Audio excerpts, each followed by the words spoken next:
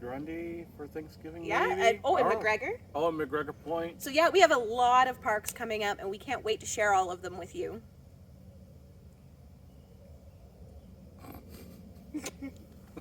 Okay, so we'll cut there. Stay toasty. We'll cut there. I was waiting for you to say your line, but you didn't do it. So I forgot my you line. don't get it this time. Stay toasty. You don't get it this video. That's going in the bloopers.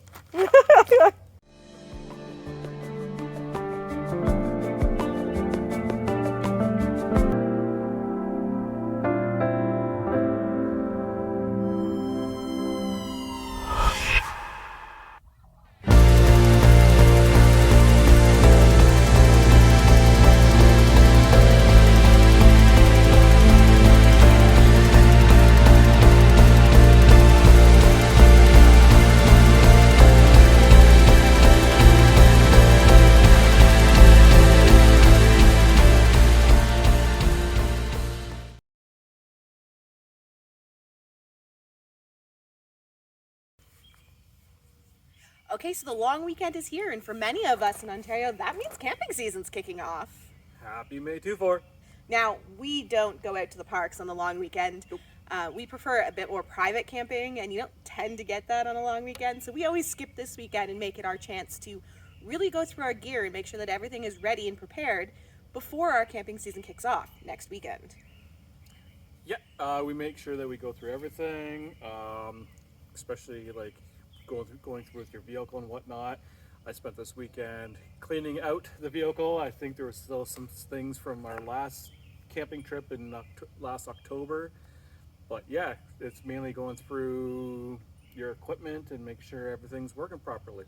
Now, for those of you who might be newer to camping, or maybe this is your first time moving into a second season, so you're taking everything out that's been stored over the off season and getting it all ready to go, we decided to put together a video just walking through everything that you need to do to be prepared to go camping.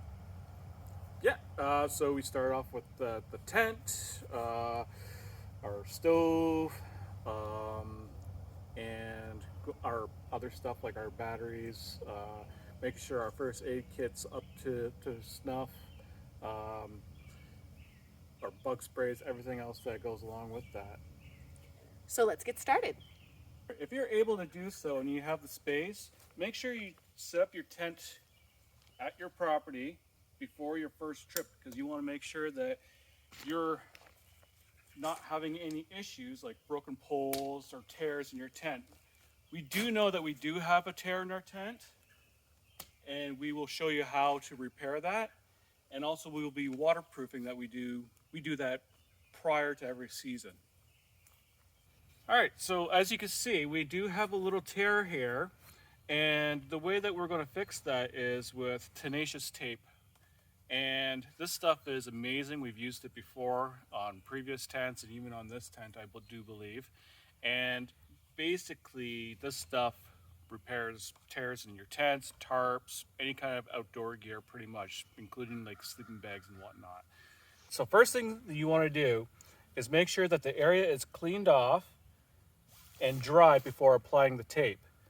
This has already been cleaned, but as you can see, it does not look clean. That's just stain over the years. So unroll yourself a little bit of tape. This might be a little excessive, but you know what?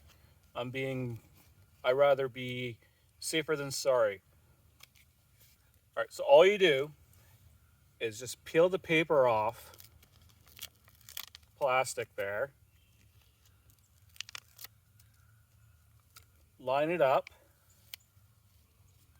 and then from the center, you want to put a little tension on your tent,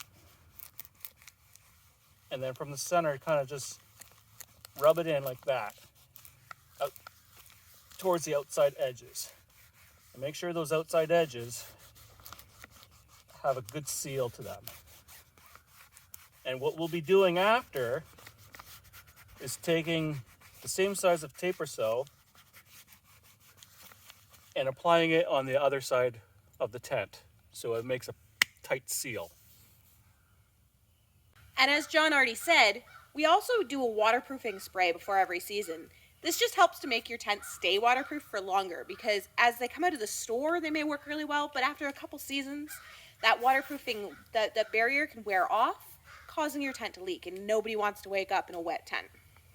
The spray is very simple.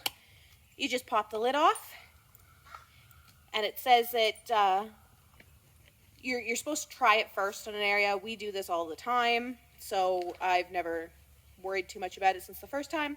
But you're supposed to hold it approximately 8 to 12 inches away, and just in a sweeping motion, spray your waterproofing spray on.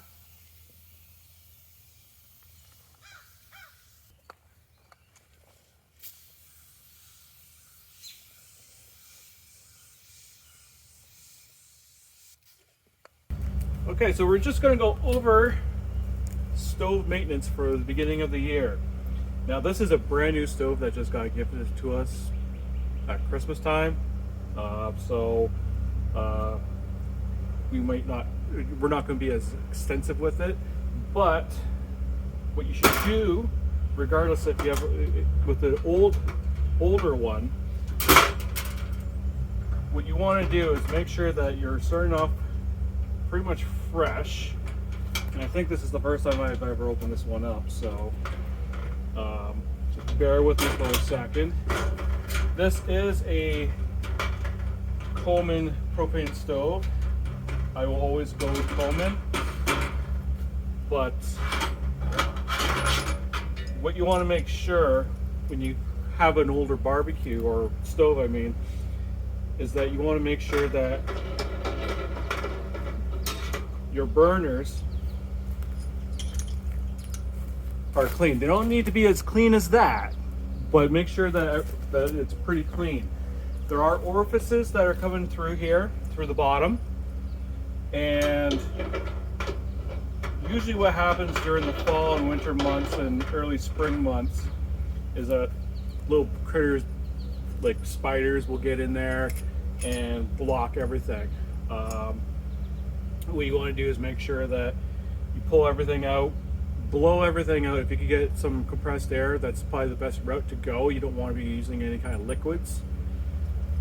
And basically, all you do is, now my old one, the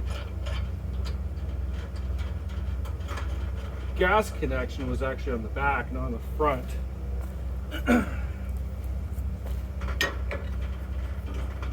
Of course, using Coleman all-purpose propane, and we're going to start very slowly, because if there is a blockage, there might be a boom.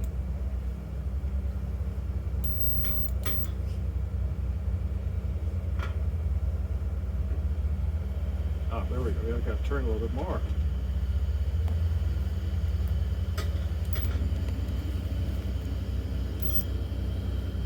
And ideally what you want is to have a blue flame.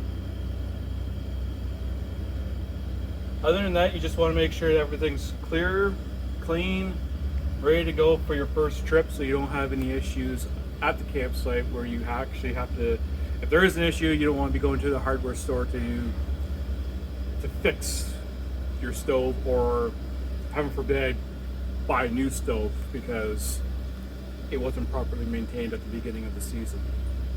Okay, and finally, when you're getting ready for camp, there's always those small items that get overlooked, but they're very important each in their own little way. So I have a few things here that we're going to quickly go over. Now, first, in terms of power, if you camp at an electrical site, obviously this isn't an issue, but we camp non-electrical. So we always have to consider whether our devices are powered up or charged ahead of time.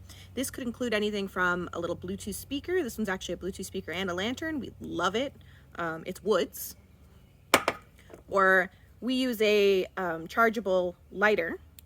Now we always bring some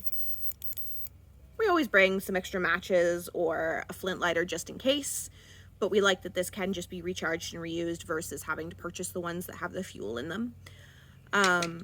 When you have flashlights, lanterns like this, make sure that they have batteries in them, because you probably or should have taken the batteries out over the off season so that they don't leak or cause problems.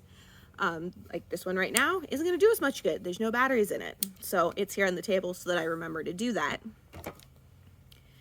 When it comes to additional power for things like charging our phones, we use a Jackery system, and this is something we've recently kind of added to our gear list. We have this, and we also have the corresponding solar panel, which can be used to charge this, and we absolutely love it. I highly recommend it for anybody who does car camp, but with a tent, or maybe they're trying to expand into that non-electrical world. There are a lot more non-electrical sites available generally than electrical sites, so it opens up a lot more sites available to you when booking. Another important thing to think about is bugs. Now, I know earlier when we were filming the portion about the stove, you saw a mosquito flying around in front of the camera a couple of times, and that's just the nature of this time of year. Mosquitoes, black flies, you name it, they're out. If you are using a bug spray, one of two things. Number one, make sure you actually have some in it when you pack it. There's no point in packing an empty can that's not going to do any good on your trip. Two, pay attention to whether or not your bug spray has DEET, because DEET is not safe for pets. So this one here has 30% DEET. We can't use it on the pets. We can't put it on and have it wet around the pets. It would be dangerous to them. So that's something to take note of. Another item that we always bring is our thermocell. Now, when you're packing your thermocell, make sure you have plenty of the little pads for the top here, as well as the fuel portion for the bottom. Otherwise, it's not going to do you any good. But we've had very good luck with the thermocell in terms of dealing with mosquitoes in particular. Finally, and I would argue it is the most important thing to check over before you go camping, is your first aid kit. Now, everybody should have some sort of first aid kit that is with them. If you're car camping, you don't have to worry quite as much about the aspect of where you're going to keep it, because it can stay in your vehicle. But if you're backpacking, it needs to be something small enough that it can fit into a pack for when you're hiking. So this is our car camping first aid kit. And before every season we go through, we make sure that we have all the supplies that we need in it. Everything is in order. Anything that needs to be replenished, restocked, or updated because it's maybe getting a little old, because, you know, sometimes these supplies do get old if they sit around a lot and you don't get injured or hurt. And that way, if there is an emergency, we're always prepared. And of course, make sure you wash your dishes, wash your bedding, and double check that you have everything you're going to need to enjoy your vacation. There we have it. Everything that you need to do to get ready for your first camping trip of the season.